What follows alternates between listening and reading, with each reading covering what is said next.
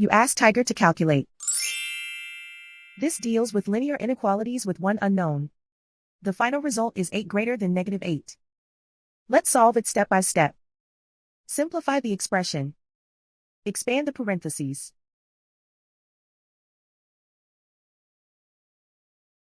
Simplify the arithmetic.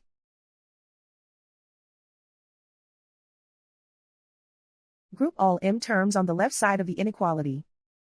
Subtract 4m from both sides.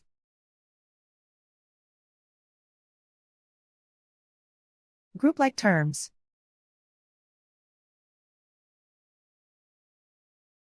Simplify the arithmetic.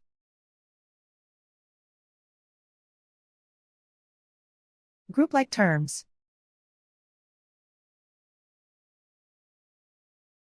Simplify the arithmetic.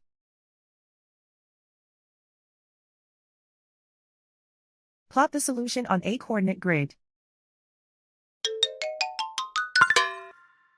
And so the final result is 8 greater than -8.